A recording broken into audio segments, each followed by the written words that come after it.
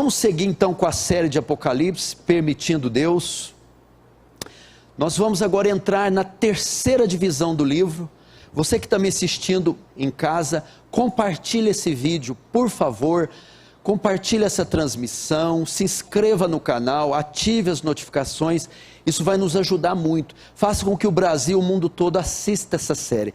Quando eu fizer a leitura do texto, você em casa aí vai compartilhando e se inscrevendo, por favor. Apocalipse capítulo 1, vamos fazer a leitura do verso 9 em diante. Eu, João, irmão vosso e companheiro na tribulação, no reino e na perseverança, em Jesus achei-me na ilha de Patmos, por causa da palavra de Deus e do testemunho de Jesus. Achei-me em espírito no dia do Senhor e ouvi por detrás de mim grande voz como de trombeta, dizendo: o que vês escreve em um livro e manda às 7 igrejas, Éfeso, Esmirna, Pérgamo, Tiatira, Sardes, Filadélfia e Laodiceia. Voltei-me para ver quem falava comigo, e voltando vi 7 candeeiros de ouro, e no meio dos 7 candeeiros um semelhante a filho de homem, com vestes talares, e cingido à altura do peito com a cinta de ouro. Sua cabeça e cabelos eram brancos como a alva lã, como a neve, os olhos como chamas de fogo, os pés semelhantes ao bronze polido, como que refinado numa fornalha, a voz como voz de muitas águas. Tinha na mão direita 7 estrelas, e da boca saía uma espada afiada de 2 fios. Seu rosto brilhava como o sol na sua força. Quando o vi, caí aos seus pés como morto.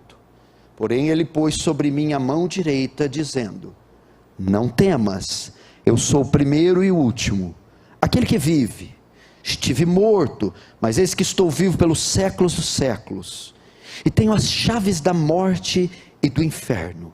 Escreve, pois, as coisas que viste, e as coisas que são, e as que hão de acontecer depois destas.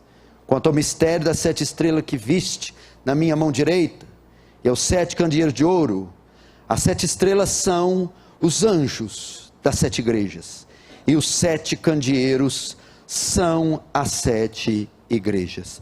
Vamos fechar os olhos e vamos orar mais uma vez. Pai Santo, mais uma vez nos colocamos diante de Ti,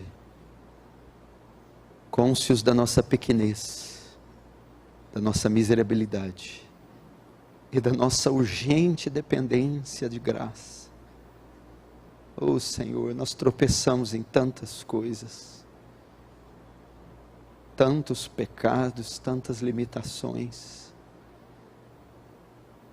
mas a nossa vantagem é que o nosso Deus não é limitado, nem peca, nem pode pecar, e nele fixamos nossos olhos e nossa esperança. Nosso anseio é que o Senhor cubra toda a extensão desse salão de graça e do poder do Espírito Santo. Quebranta-nos e seremos quebrantados, salva-nos e seremos salvos, santifica-nos e seremos santos. Descansa nosso coração turbado, purifica nossa mente tensa, que o Teu reino avance, que o Senhor receba glória para si, e nos conforme a imagem do Seu Filho, em nome de Jesus, amém.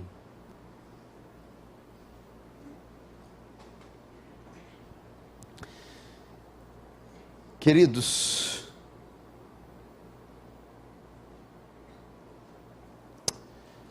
presta atenção aqui, eu quero a sua atenção. Crianças sem andar, correr e silêncio. Dando continuidade à série de estudos e disposições no livro de Apocalipse, hoje é a terceira mensagem da série. Nós entramos agora na última divisão do capítulo 1 de Apocalipse. O capítulo 1 de Apocalipse tem 3 divisões. Na primeira, nós tratamos da introdução do livro, se você se lembra. Na segunda divisão, nós tivemos uma mensagem de consolo para a igreja. E hoje nós entraremos na terceira e última divisão, encerrando o capítulo 1. Agora, no que consiste a terceira divisão do capítulo 1, que vai dos versos 9 ao verso 20? Essa terceira divisão fala do Cristo glorificado, do Cristo glorioso. Se você notar, preste atenção, até o verso 8, João está fazendo apenas uma introdução. O Apocalipse são visões que João tem e relata elas. Mas até o verso 8, ele está fazendo uma introdução. Ele ainda não viu nada. Ele ainda não teve nenhuma visão. Agora do verso 9 em diante, que é o que vamos tratar, ele começa a ter visões extraordinárias. As maiores de toda a Escritura. São uma série de visões. Uma série de 7 visões. João tem. Ele vai registrá-las naquilo que vai ficar conhecido como o livro de Apocalipse. E a primeira grande visão, a primeira série de visões, a primeira grande visão que ele tem é de Cristo, cheio de glória, cheio de poder, cheio de majestade. O Cristo que era até então conhecido, a última imagem, as últimas imagens, as últimas visões de Cristo eram do ano 30. O Cristo que era conhecido então foi aquele Cristo da cruz, condenado, com a coroa, cuspido, escarnecido, morto em fraqueza, em escárnio. Entretanto, não é esse Cristo que João vê agora. João vê um Cristo magnificado, glorificado, majestoso, coroado com muitas coroas. E nós vamos ver como isso se dá. Primeiro, antes de entrar na visão do Cristo glorificado, João começa dizendo sob quais condições ele teve a visão e sobre quais condições ele as escreveu. Verso 9, eu João, diz aí, eu João, irmão vosso e companheiro na tribulação, no reino e na perseverança, em Jesus, achei-me na ilha chamada Patmos, por causa da palavra de Deus e do testemunho de Jesus. Ele começa dizendo, eu João, irmão vosso. Ele está se identificando como o autor do livro. O autor do livro. E quando diz irmão vosso, João era bem conhecido das igrejas da Ásia. Tão conhecido que era chamado pelos membros de irmão. Ele não se define aqui como um apóstolo, mas como irmão, dada a intimidade e dado a como era conhecido deles. E quando diz, eu João, irmão vosso, ele está dizendo, sou eu mesmo que vi essas coisas, eu as escrevi, não foi outro, eu João, o apóstolo, o irmão de vocês, aquele com quem vocês convivem, aquele com quem vocês, a quem vocês conhecem, sou eu o autor, eu é que vi todas essas coisas, eu as escrevi.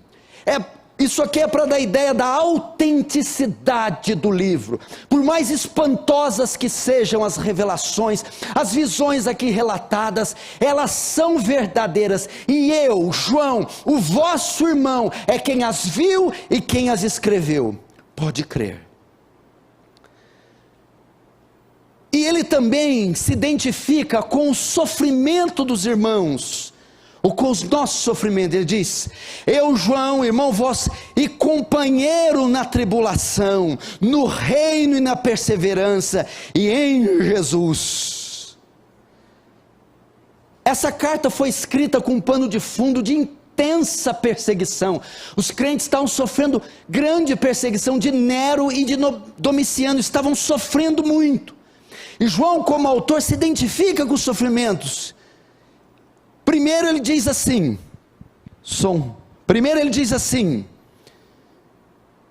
vocês fazem parte do reino comigo, companheiro de vocês no reino, vocês fazem parte do mesmo reino que eu, vocês estão inseridos no reino, na fé cristã.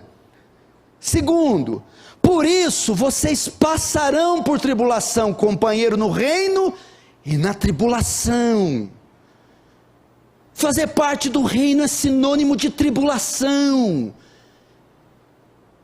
E quando João diz, vosso companheiro no reino ninguém fica de fora da tribulação. João, Paulo, Tiago, Moisés, Elias, homens muito mais santos que nós, passaram provações, e de forma que todo aquele que está no reino passará. E João diz, eu passo com vocês, eu estou nessas tribulações, elas são comuns.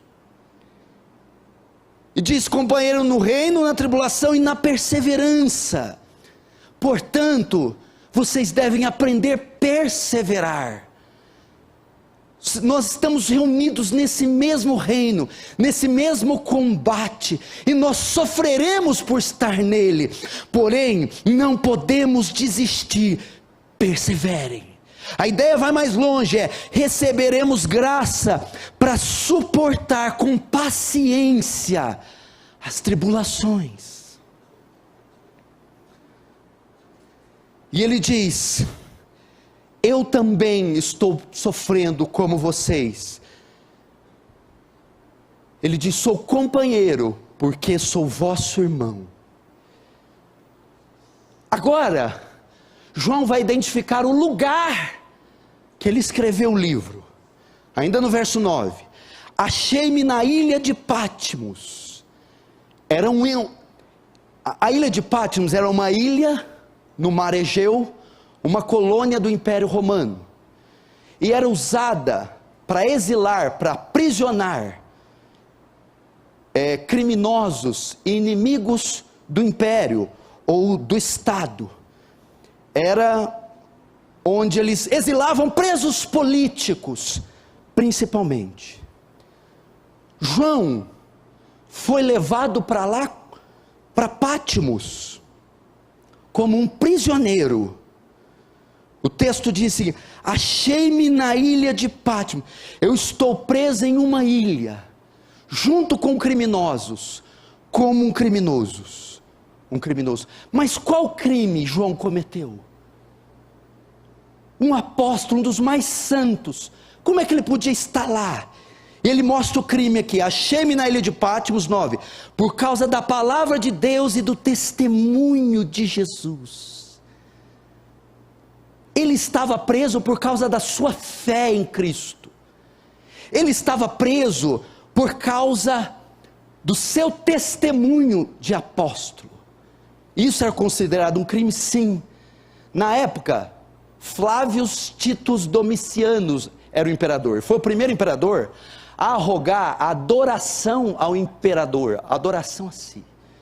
De modo que adorar outro Deus, cultuar outro Deus, era considerado crime.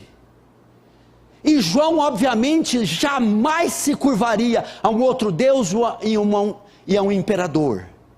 Então, por causa da palavra e do testemunho de Jesus, por causa da sua fé e da pregação do evangelho, João é preso, porque é considerado uma ameaça para o império, porque ele não adorava e nem estimulava ninguém a adorar o imperador.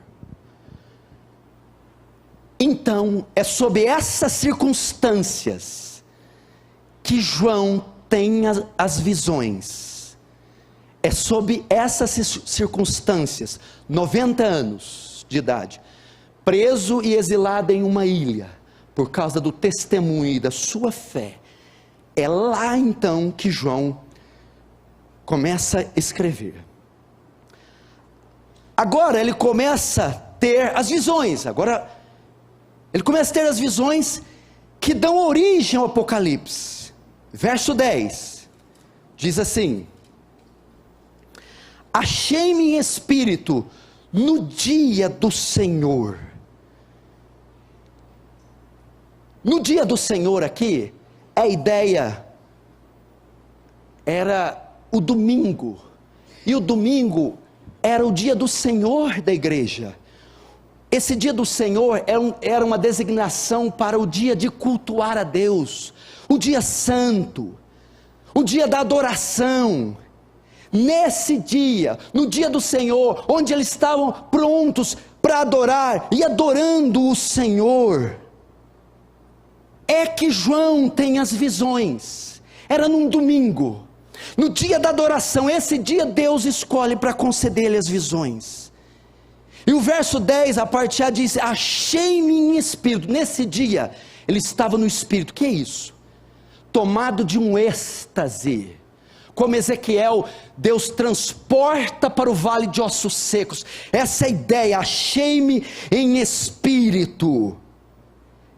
Esse termo é usado para mostrar a origem das visões. Elas não são naturais, não são frutos dos pensamentos de João, não é imaginação. Ele está tomado em êxtase, são visões sobrenaturais. É o Espírito Santo que transporta João e mostra tudo que ele vai ver. Vamos agora para o início das visões. Como elas começam? A primeira visão, na verdade, não é uma visão, é uma voz. João começa não vendo, mas ouvindo uma voz dentro da visão. Veja só, verso 10 e 11. Achei-me espírito no dia do Senhor, e ouvi por detrás de mim grande voz, como voz de trombeta. Até aí, João está tomado em êxtase, olhe para mim. E de repente, ele ouve uma voz atrás dele. Mas não é qualquer voz. A voz de uma trombeta, ou a voz de um estrondo, como de um trovão. Provavelmente João se assustou com esse estrondo atrás dele. Que voz é essa? Que é isso que João está ouvindo? Essa é a voz de Deus. Isaías 30, 21 diz: uma voz atrás de você lhe dirá: este é o caminho. E ela é como voz de trovão. Salmo 29, 3 a 10. A voz do Senhor ecoa sobre as águas. A voz do Senhor é forte como um trovão. Então aquela voz de trovão vem atrás dele. E o verso 12 diz que João se vira para trás para ver de quem e de onde vinha essa voz. João ouve a voz de trovão e olha para trás para saber de quem era essa voz, da onde vinha essa voz, quem é que está falando com ele. E olha que engraçado, quando ele olha para trás para ver quem é que falava, ele não vê a pessoa que está falando. Ao invés disso, João olha e vê 7 candeeiros de ouro, 7 candelabros, a menorá, aquela conhecida dos judeus. É o que está no verso 12. Voltei-me para ver quem falava comigo, e voltando, vi 7 candeeiros de ouro. O que isso significa? Esse candeeiro é mencionado de forma mais destacada 3 vezes no Antigo Testamento. A primeira, no tabernáculo, entre o santo lugar, antes do santo dos santos, havia o santo lugar, e a menorá, o candelabro, os 7 candeeiros ficavam no santo lugar, e eram acesos para iluminar a entrada até o Santo dos Santos. A segunda menção é no Templo de Salomão, que é uma réplica fixa do tabernáculo, e a divisão do santo lugar para o Santo dos Santos, também era colocado um candeeiro que iluminava a entrada. E a terceira vez é a visão de Zacarias, no livro de Zacarias, dos 7 candeeiros, trazendo iluminação. Agora, o que isso significa? Quando João olha e vê esses 7 candeeiros, qual é o sentido disso? O verso 20 responde isso. Quanto ao mistério das 7 estrelas que viste, as 7 estrelas são 7 anjos, e os 7 candeeiros são as 7 igrejas. João olha e ele está vendo 7 igrejas: Esmirna, Pérgamo, Tiatira, Sardes, Laodiceia, Éfeso.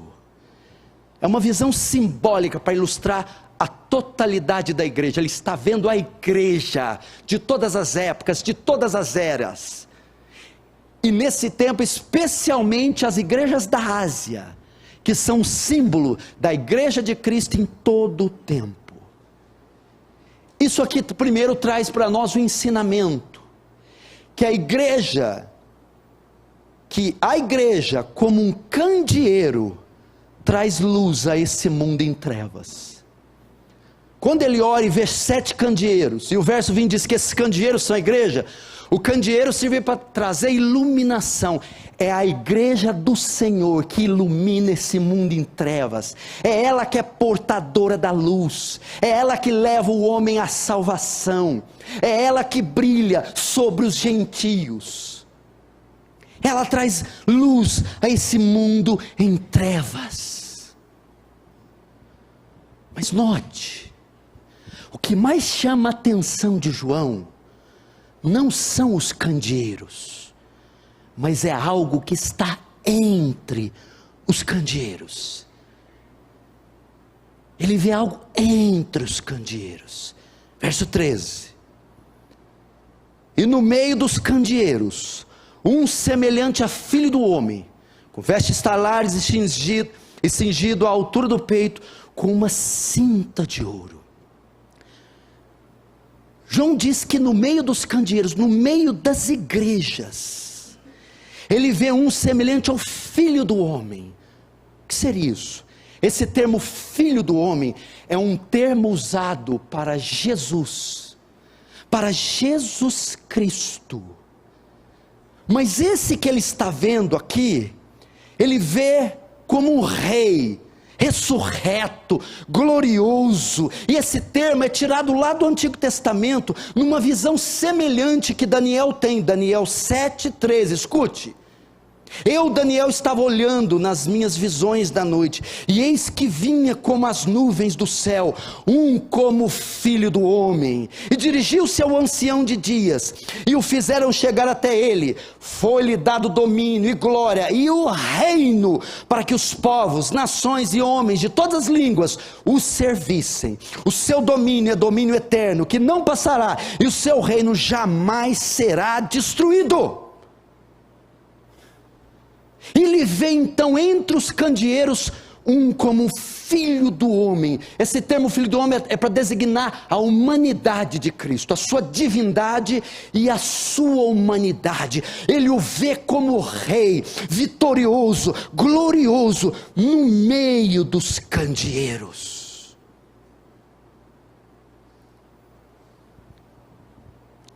João está perplexo com aquela visão.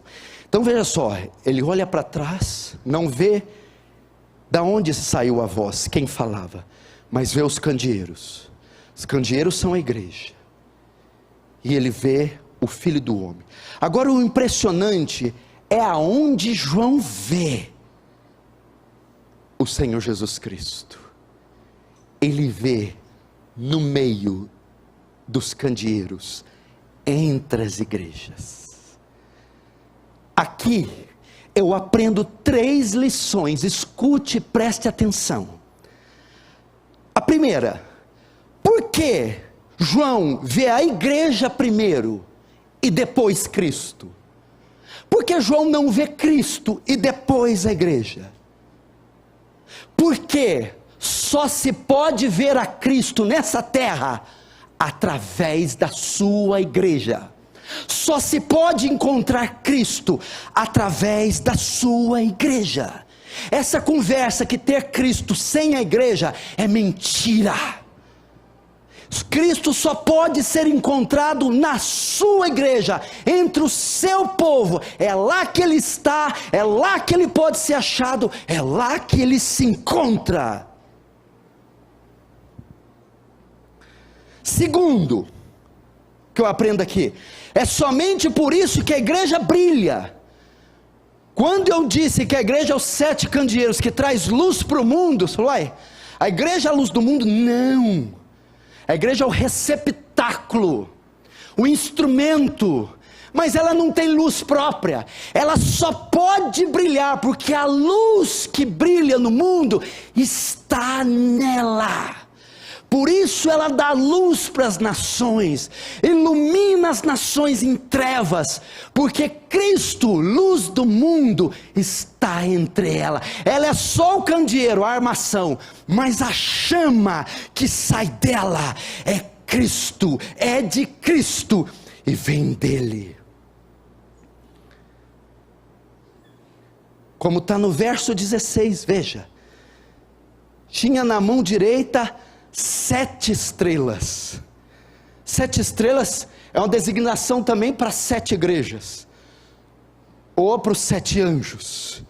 Significa o quê? Ele quem sustenta a igreja, ele quem dá chama, quem dá iluminação para a igreja. Terceira lição que eu aprendo aqui.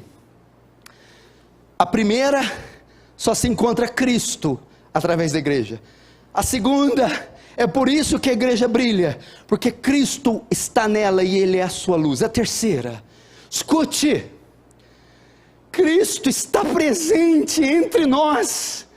Cristo não está longe, Cristo está perto, Cristo caminha entre nós. Cristo não está em um lugar longínquo, Cristo está aqui, hoje, agora, meu irmão. Cristo está entre nós, Cristo está presente hoje, assiste nesse culto hoje, caminha nesses corredores hoje, é aqui que Ele está. João não viu Cristo em um planeta, em uma galáxia, em um cosmos, em uma atmosfera angelical. João viu Cristo na igreja, entre o seu povo, entronizado, arraigado, firmado com Ele. Não temas, você não está sozinho, não estamos aqui lançando palavras ao ar, cantos ao vento. Cristo está conosco, Cristo assiste o teu povo, Cristo está perto, está entre nós, caminha entre nós, está aqui hoje, está aqui agora.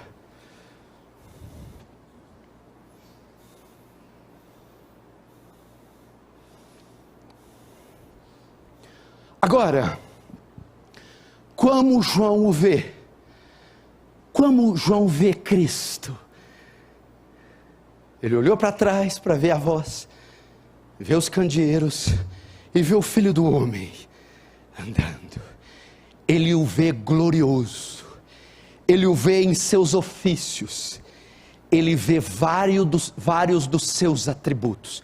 Agora, a atenção sai dos candelabros, sai das estrelas, sai de Pátimos, sai de João e se volta apenas para o Filho do Homem. Toda a atenção agora é convergida em Cristo Jesus. Ele vai dar detalhes de como ele vê Cristo. Primeiro, verso 13. E no meio dos candeeiros semelhante ao Filho do Homem, com vestes talares, e cingida à altura do peito, com uma cinta de ouro. Ele vê ele tudo glorioso. Ele vê uma beleza incomparável, uma vestidura cintilante, vestes talares até os pés, uma túnica de linho, um cinto de ouro, uma coisa majestosa. Essa beleza toda que João vê vestindo a Cristo, aponta para o sacerdote. Essa era uma roupa típica do sumo sacerdote. É a mesma visão que Daniel teve no capítulo 10, verso 5. Daniel 10, 5 diz assim: olhei para cima, e diante de mim estava um homem vestido de linho, com um cinto de ouro puríssimo na cintura. A mesma visão que João tem, Daniel teve séculos atrás. Por conhecer o Antigo Testamento, provavelmente João identificou aquela visão como sendo a mesma de Daniel. Revela Cristo como nosso sumo sacerdote, porque eram as vestes do sacerdote. Veja só, Êxodo 28, 1. Farão vestes sagradas para Arão, teu irmão, e para seus filhos, para me oficiarem como sacerdotes. Tinha que ter roupas. Agora o verso 5. As vestes, pois, que farão são essas: um peitoral, uma estola sacerdotal, uma sobrepeliz, uma túnica bordada, mitra e cinto. Tomarão ouro, estofa azul, púrpura e carmesim, e linho fino. As mesmas vestes que estão em Jesus. João vê ele como sendo nosso sumo sacerdote. Hebreus 6,19 vai dizer isso. Vai mostrar Cristo como sumo sacerdote. Temos esta esperança como âncora da alma, firme e segura, o qual adentra o santuário interior por trás do véu, onde Jesus, que nos precedeu, entrou em nosso lugar, tornando-se sumo sacerdote para sempre, segundo a ordem de Melquisedeque. Ele é o nosso sumo sacerdote. É isso que João está vendo. O que é o sumo sacerdote? Aquele que intercede diante de Deus por nós, aquele que oferece sacrifício a Deus por nós, aquele que faz a mediação entre Deus e nós. Mas todos eram homens, tipos, sombras, falhos, pecadores. Agora João não vê um sumo sacerdote, João vê o sumo sacerdote. Qual é a ideia aqui? Qual é o ponto aqui? João está querendo apontar para o sacrifício perfeito na cruz. Cristo, como sacerdote, liberta o seu povo do pecado por meio do sangue que Ele mesmo, como sacrifício e sacerdote, ofereceu. É o sacrifício perfeito, meu irmão. Aquele sacerdote sem pecado, que vem e oferece o seu sangue, sua vida como sacrifício por nós mesmos, único, último e definitivo. Hebreus 4,14 diz: porque nós não temos um sumo sacerdote que não possa se compadecer das nossas fraquezas, mas um que em tudo foi tentado à nossa semelhança, porém sem pecado. É por causa dele que estamos aqui. É por causa do sacrifício que ele mesmo ofereceu. Ele ofereceu de uma vez todas. É por causa dele que não era só o sacerdote, mas o próprio sacrifício oferecido, perfeito, abriu a entrada, até o acesso até o Pai, quitou a nossa dívida, nos comprou para o Pai. Essa é a primeira forma que João vê. Agora vamos para a segunda forma que João vê. Verso 14. A sua cabeça e cabelos eram brancos como a alva lã. Uau! João está tendo aquela visão emblemática, épica. Ele está agora se atentando para os detalhes. Primeiro ele olhou para a vestimenta. Agora ele nota que os cabelos eram brancos, tão brancos como a neve, como a lã. É mais que isso, como luzes. Isso fala do quê? Fala da eternidade e divindade de Cristo. Aquele que ele está vendo não é só um homem, não é um sacerdote como Arão, não tem os cabelos de uma coroa linda como Davi. Ele é mais que o homem. Fala da sua eternidade, aquele cujas origens são desde a eternidade. E fala também que não só da eternidade, mas da sua divindade. Por quê? Escute. João vê Cristo como tendo a mesma aparência de Deus Pai. E Deus Pai é eterno e é divino. Mas como sabemos que essa aparência de cabelos brancos como a neve é a aparência de Deus? Porque Daniel tem uma visão de Deus. E são as mesmas características encontradas em Jesus. Daniel vê o Deus eterno e divino. Daniel 7, 9 e 10. Olha só. Continuei olhando, até que foram postos uns tronos. E o ancião de dias, um termo para Deus, se assentou. Sua veste era branca como a neve, e os cabelos da cabeça com uma pura lã. O seu trono eram chamas de fogo, e as suas rodas eram fogo ardente, e um rio de fogo manava e saía diante dele. Daniel está vendo o trono, e Deus assentado na figura de um homem com cabelos brancos. João vê Cristo com a mesma aparência de Deus. João está dizendo, esse não é outro, senão Deus. Deus. São características do Deus divino e eterno.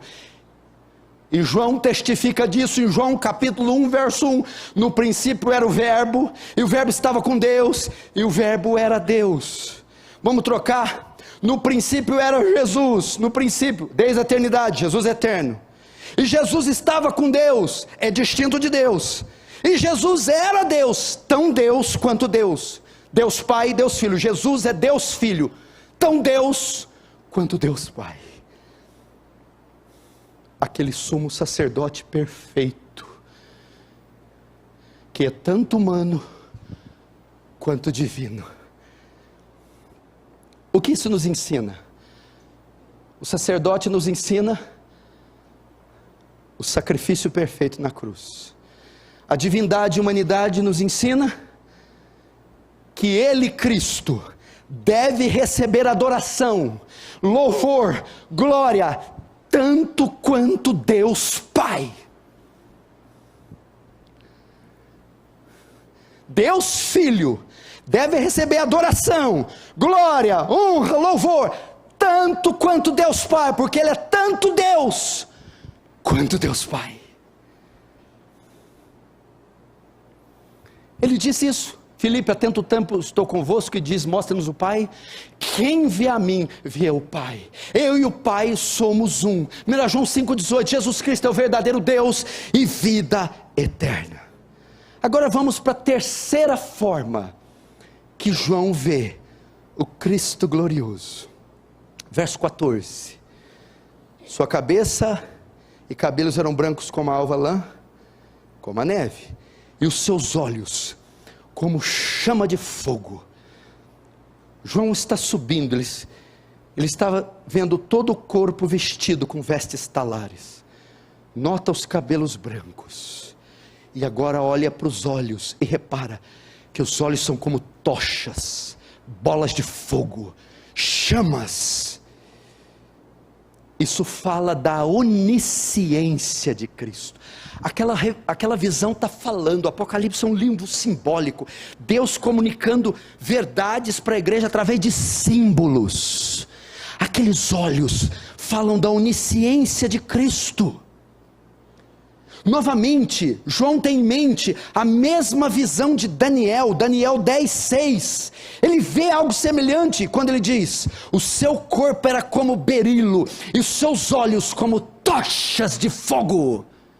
Estão tendo a mesma visão, o mesmo Deus, o mesmo Rei, o mesmo Senhor. O que quer dizer esses olhos de fogo?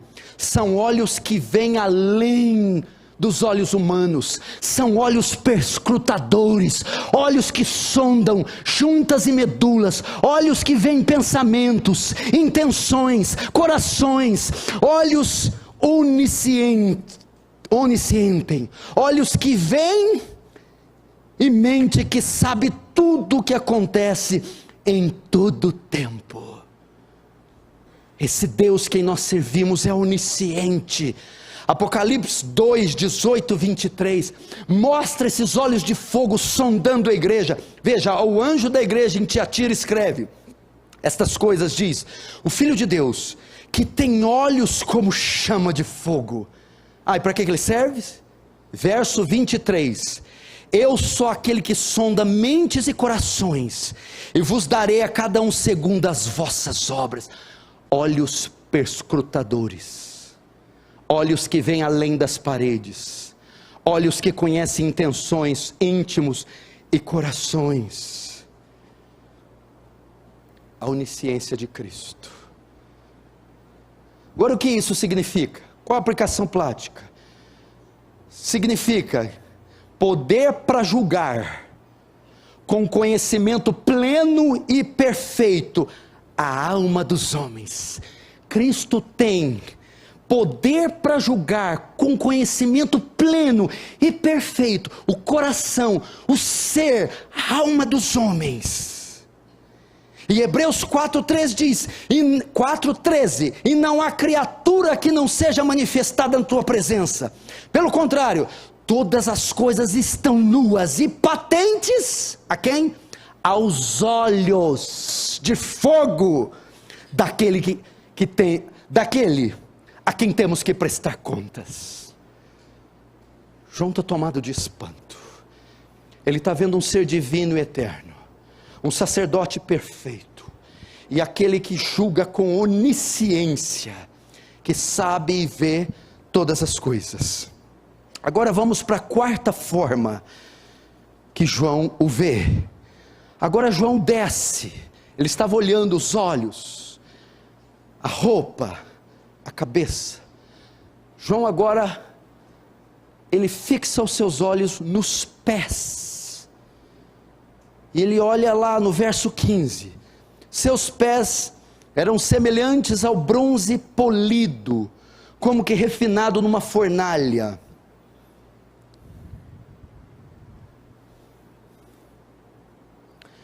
João agora vê Cristo como um juiz, que eram pés de bronze, pés prontos para esmagar.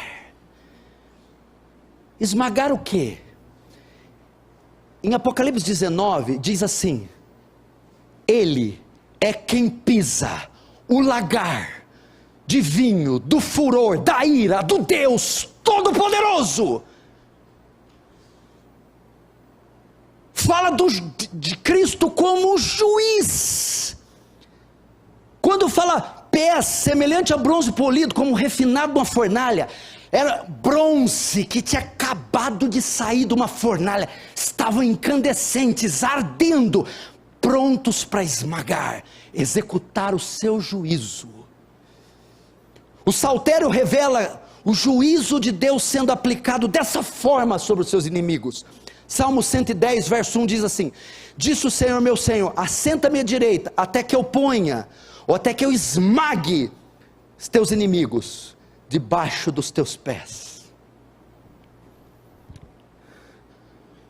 O Apocalipse mostra Cristo executando seus juízos com os seus pés. Apocalipse 19:15, sai da sua boca uma espada afiada, com ela para ferir as nações, e ele mesmo as regerá com cetro de ferro, e pessoalmente pisa o lagar do vinho, do furor, da ira do Deus Todo-Poderoso. Cristo como juiz aquele que executa os seus juízos através desses pés incandescentes que esmagam nações, ímpios, os blasfemos, os soberbos. João vê esse Cristo terrível. O que isso significa? O que isso traz para nós? Preste atenção. Significa que ninguém ficará impune, ninguém passará ileso por esse julgamento, ninguém, todos darão contas diante dele do julgamento, ninguém. Eclesiastes 12:14 diz: porque Deus há de trazer a juízo todas as obras, até as que estão escondidas, quer sejam boas, quer sejam más. João vê Cristo como juiz. A quinta forma que João vê Jesus, vamos ver o verso também 15. Os pés semelhantes ao bronze polido, como refinado numa fornalha, a voz como voz de muitas águas. E 16 também, tinha na mão direita 7 estrelas, e da sua boca saía-lhe uma espada afiada de 2 gumes. E vê uma voz como de muitas águas, e uma espada afiada. Fala de Cristo como um profeta, aquele que proclama como ondas impetuosas a palavra de Deus. Ezequiel fala dessa voz no capítulo 43, verso 2. De repente, a glória de Deus de Israel surgiu, vindo do leste. A sua voz era como o ruído de muitas águas, e a terra resplandeceu por causa da sua glória. É a voz poderosa de Cristo, Cristo como um profeta, anunciando a sua palavra. Veja Pedro quando vai dizer, citando Deuteronômio, Atos 3, 22, 23. Pedro fala de uma profecia feita de Jesus sendo um profeta. Disse na verdade Moisés: o Senhor Deus vos suscitará dentre vossos irmãos, um profeta semelhante a mim. A ele ouvireis em tudo quanto vos disser. Acontecerá que toda alma que não ouvir esse profeta será exterminada do meio do povo. Jesus como um profeta, Jesus como aquele que anuncia a palavra do Senhor. Ele veio para fazer a vontade de Deus, e ele traz essa palavra como espada de 2 fios, conforme Hebreus 4:12, porque a palavra de Deus é viva e eficaz, mais cortante que qualquer espada de 2 gumes, e penetra até o ponto de dividir a alma e espírito, junta e medulas, e é apta para discernir os pensamentos e propósitos do coração. Cristo como um profeta, é o enviado do Senhor. As palavras que eu falo, não falo de mim, mas daquele que me enviou. No princípio era o verbo estava com Deus, o verbo era Deus, verso 14, e o verbo se fez carne, a palavra trouxe vida. Agora o que isso significa? Significa, quem ouvir as palavras desse profeta, será salvo, e quem as rejeitar, será condenado. João 12, verso 47 a 49 diz isso, olha só: se alguém ouvir as minhas palavras e não as guardar, eu não julgo, porque eu não vim para julgar o mundo, e sim para salvá-lo. Quem me rejeita e não recebe minhas palavras, tem quem o julgue, a própria palavra que tenho proferido, essa o julgará no último dia, porque eu não tenho falado por mim mesmo, mas o Pai que me enviou, esse me tem prescrito o que dizer e o que anunciar.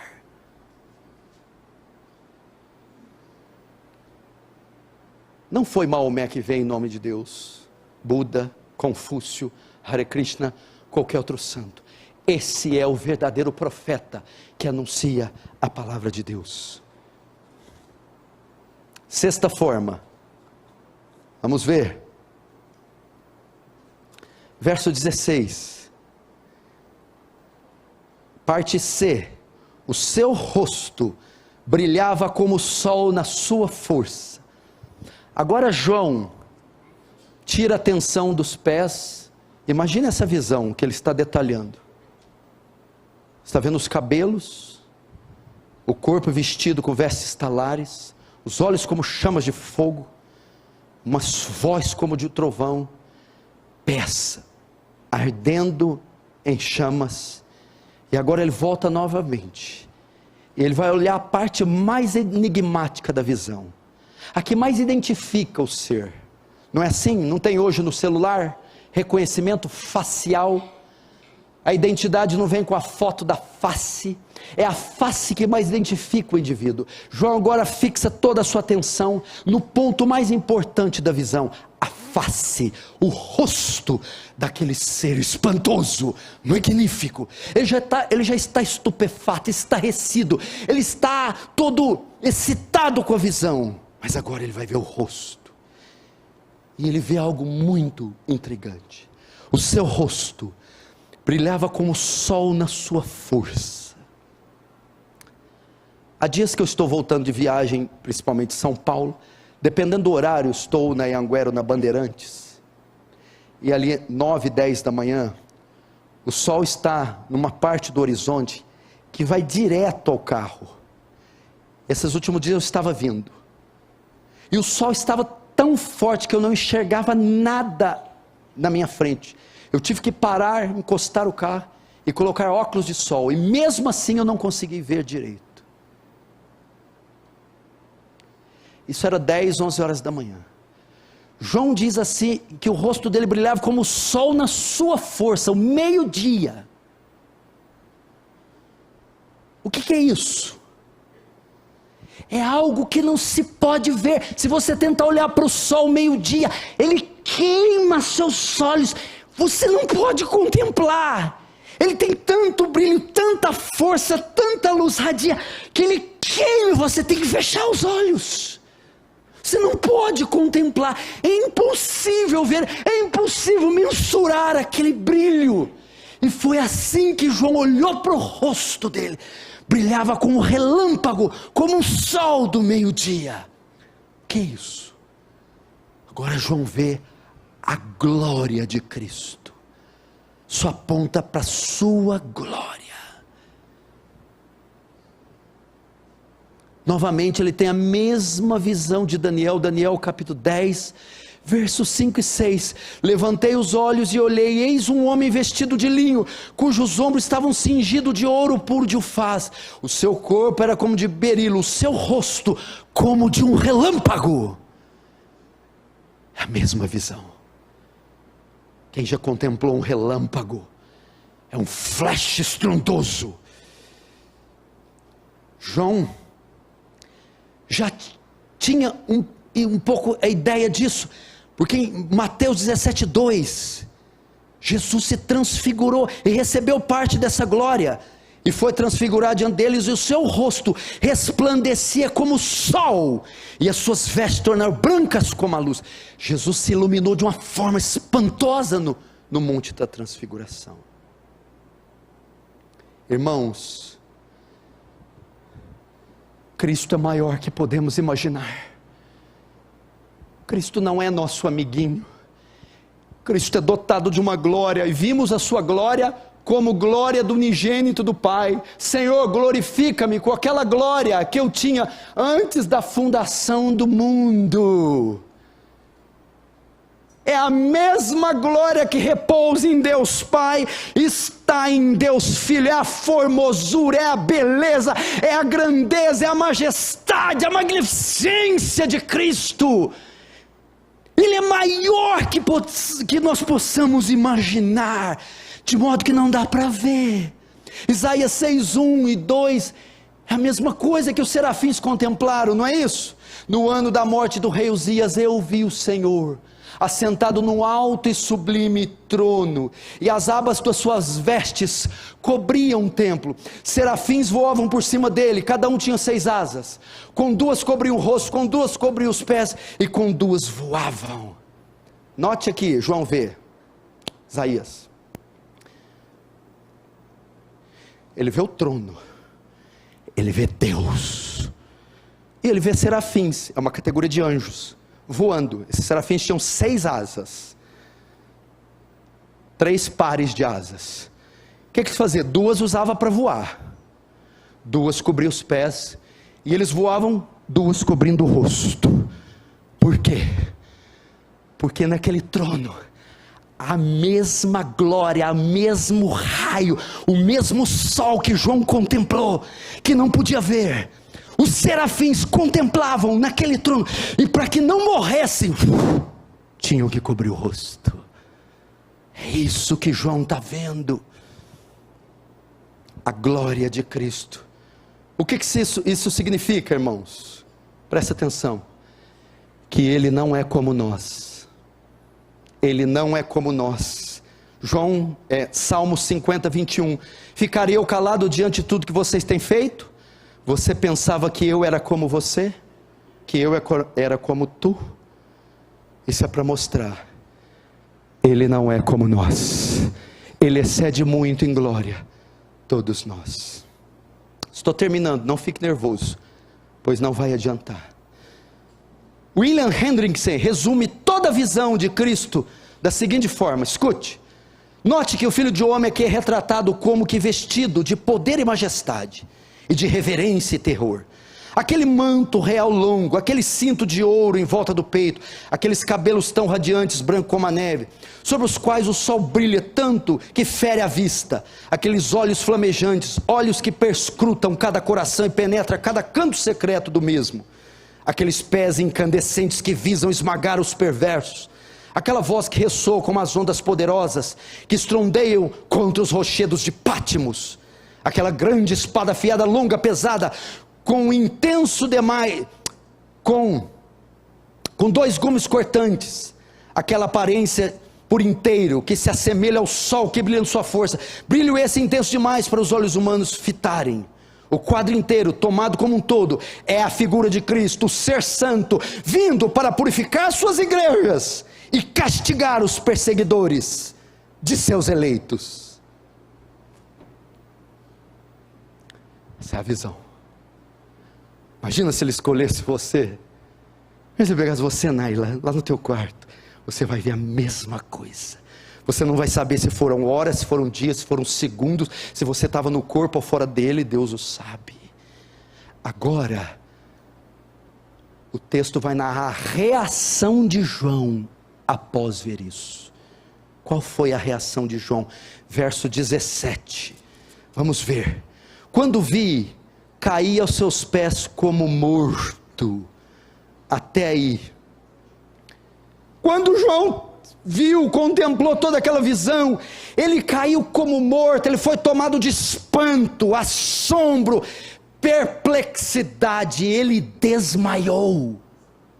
Ele não reteve força, não, porque a verdade é que os seres humanos são inaptos para contemplar a majestade de Deus. A nossa estrutura, a nossa tessitura não suporta tal coisa. E a reação de João foi desabar, simplesmente desabou, caiu, desmaiou, não reteve força. O mesmo que Isaías, quando viu a visão, diz: ai de mim, estou perdido. Como Ezequiel, como Moisés no Sinai, como o próprio Daniel, como o próprio João na transfiguração. Mateus 17,6, ouvindo isso, os discípulos prostraram-se com o rosto em terra e ficaram aterrorizados. Isso é para separar, irmão. Desse lado aqui, vocês. Do lado de lá, só um, Deus. E ninguém pode passar para lá. É insuportável, é glorioso, é magnífico.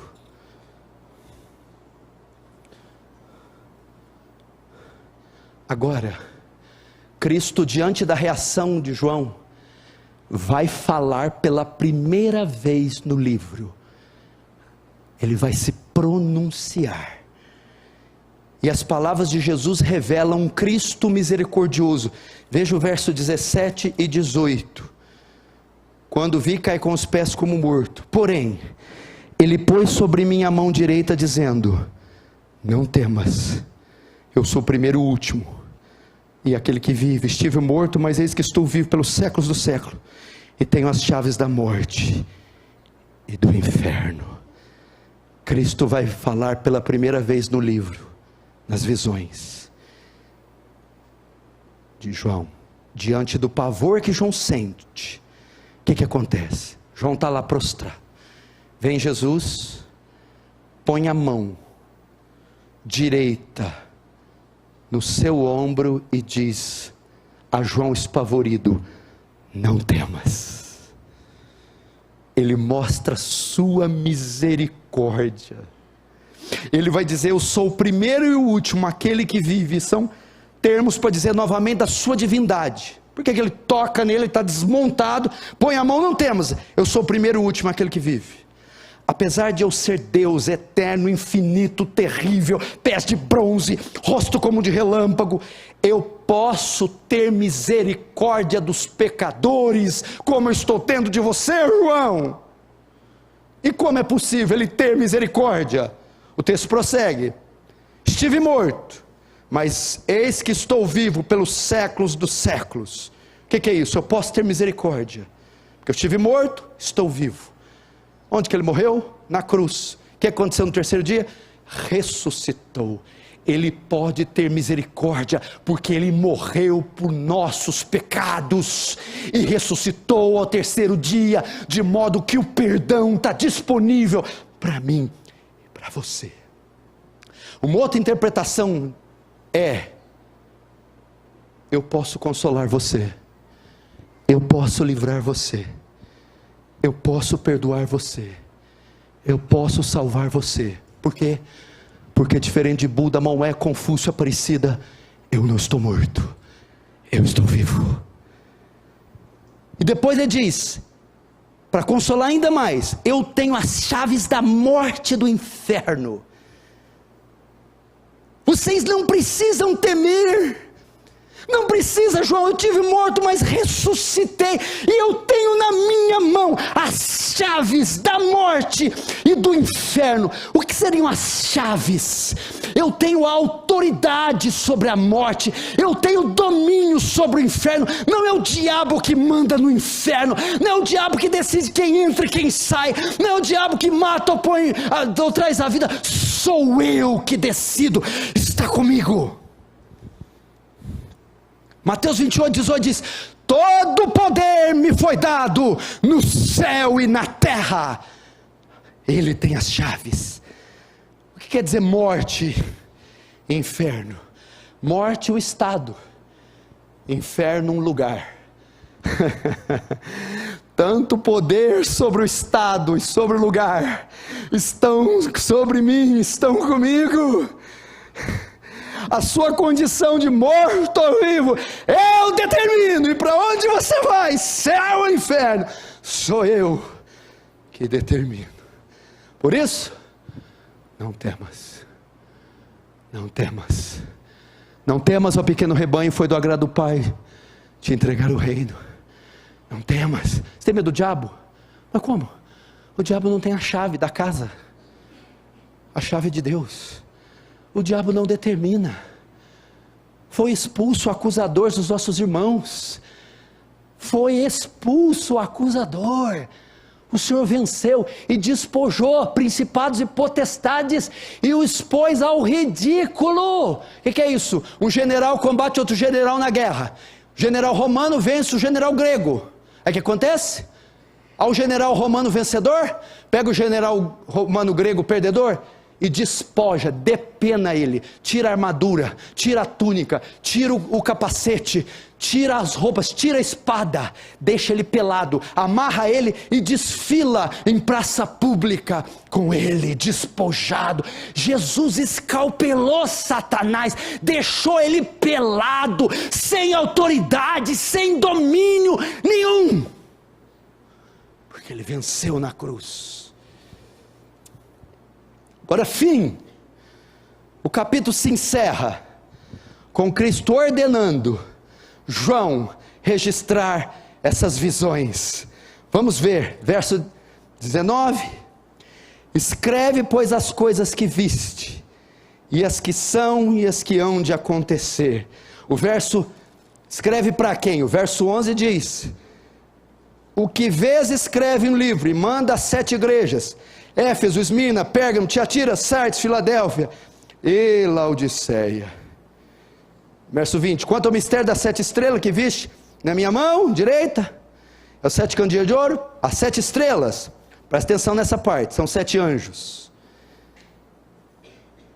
são os anjos das 7 igrejas, e os 7 candeeiros são as 7 igrejas. João encerra o capítulo 1, ordenando, Cristo encerra o capítulo 1 ordenando João registrar. Ele diz assim: escreve. Escrever o quê? Registra tudo que você viu. O que João viu? Foram coisas do passado, da igreja primitiva, da época de Jesus. Foi do presente, da época de João, ou foram do futuro, da volta escatológica? Ele viu coisas do presente, passado e futuro. Escreve as coisas que viste, as que são e as que hão de acontecer, passado, presente e futuro. Então João começa a escrever o Apocalipse, e ele envia a 2 destinatários. Primeiro, o verso 11, as 7 igrejas. As 7 igrejas é um símbolo que é da igreja de Cristo, são para o nosso tempo, é para hoje o Apocalipse, é para agora. Segundo, para os pastores ou anjos. Os 7 candeeiros já vimos que são as 7 igrejas, ok? Agora as 7 estrelas, que ele olha aqui, as 7 estrelas são 7 anjos.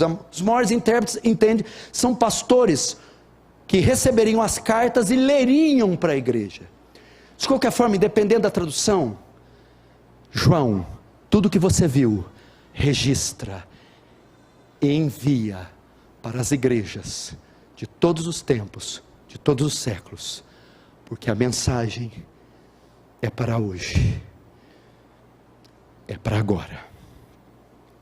Assim João sela, termina o capítulo 1, registrando em rolos tudo o que viu. Eu termino dizendo, qual a conclusão desse capítulo? Ele mostra o cuidado de Cristo com a sua igreja. Segundo, mostra que Cristo está no meio dela. Terceiro, mostra que a igreja está em suas mãos. E quarto, mostra que Ele é glorioso, acima de tudo e de todos. Vamos louvá-lo agora, fecha os olhos, curva a sua cabeça.